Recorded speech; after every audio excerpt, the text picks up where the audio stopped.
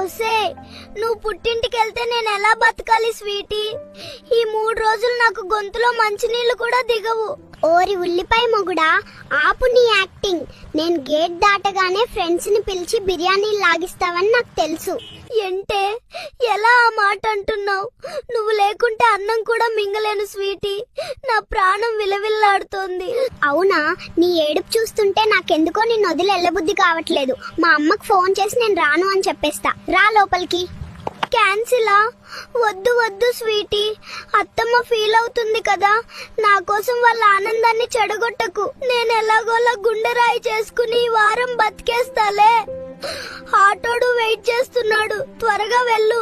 నీ ఆస్కార్ నటన చూస్తుంటే ముచ్చటేస్తోంది. ఇంట్లో సీసీ కెమెరాలు ఆన్ లోనే ఉన్నాయి, జాగ్రత్త.